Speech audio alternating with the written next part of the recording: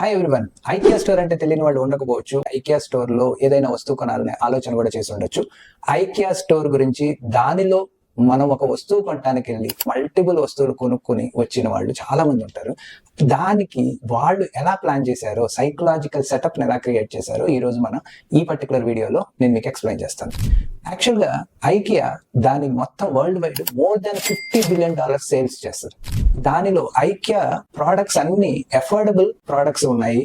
ఇది చాలా మందికి తెలుసు. కానీ అఫోర్డబుల్ దాని వల్ల మనం కొనే కన్నా ఐకియా మనకి తెలియకుండా మన చేత చాలా వస్తువులు ఎలా కొనిపిస్తుంది అంటే, ఐకియా స్టోర్ మొత్తం లేఅవుట్, ప్రోడక్ట్ ప్లేస్మెంట్, అలాగే దాని ప్రైజింగ్ అన్ని కూడా హ్యూమన్ బిహేవియర్ ని ఇన్ఫ్లుయెన్స్ చేసేటట్టు తయారు చేయబడ్డాయి.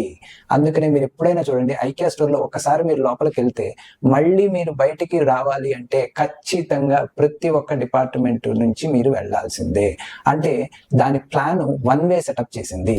అలాగే మీరు ఎప్పుడైనా చూడండి, ఒక బెడ్రూమ్ అంటే వాళ్ళు బెడ్ ఒక్కటే అమ్మటానికి ట్రై చేయరు. బెడ్రూమ్ సెటప్ లో ఉన్న అన్నిటితో మీకు ఒక బెడ్రూమ్ ని తయారు చేశారు. అప్పుడు కామన్ గా మన మైండ్ ఏం చేస్తుంది అంటే, బెడ్రూమ్ లో ఉన్న బెడ్ ని ఒకదాన్ని చూడండి, ఈ వస్తువు మన బెడ్రూమ్ లో ఉంటే బాగుంటుంది కదా, ఇలా మన బ్రెయిన్ అట్రాక్ట్ అవుతుంది. దట్ ఈస్ వేర్ మనం చాలా వస్తువులు మనకు తెలియకుండానే కొంటాం. ఇంకొకటి మీరు ఎప్పుడైనా గమనించండి, ఐకియాలో ఉండే ప్రైజింగ్ అంతా కూడా $237 ఇట్లా ఉంటుంది. అప్పుడు మన బ్రెయిన్ ఈ $37 ని గుర్తుపెట్టుకునే అంత మెమరీని వాడదు. మహా అయితే 200 కొన్నాం. అలాగే మనకు తెలియకుండా వాళ్ళు ఏం చేస్తారంటే వాల్యూ ప్రైజింగ్ చేస్తారు. అది ఎట్లా ట్రాప్ చేస్తారంటే, మనకి 2 వస్తువులు పెడతారు.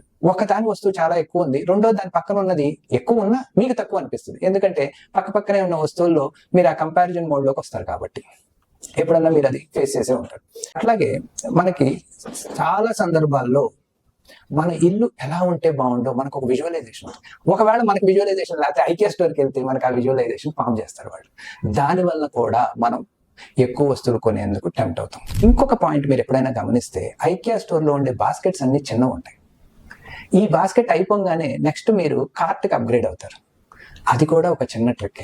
కార్ట్కి వచ్చినప్పుడు మీరు చాలా వస్తువులు లేకపోతే మీరు ఏం కొనలేదు అనే ఫీలింగ్ ని క్రియేట్ చేస్తుంది. అందుకని మీకు తెలియకుండా $100, $200 ఉండే వస్తువులు ఒక 10-15 మీకు తెలియకుండానే యాడ్ అయిపోతాయి మీ కార్ట్లోకి. ఇంకోటి మీరు గమనించారా, మీ బిల్డింగ్ అయిన తర్వాత దాన్ని మీకు మీరే మోసుకెళ్ళటం వల్ల కూడా you feel valuable that you purchased. అందుకనే ఐకియా స్టోర్ ని ఎక్స్పీరియన్స్ స్టోర్ అంటారు. IKEA is not selling furniture, it is selling experiences. Keep watching our Leapfrog Design School channel. Don't forget to share, subscribe and like me.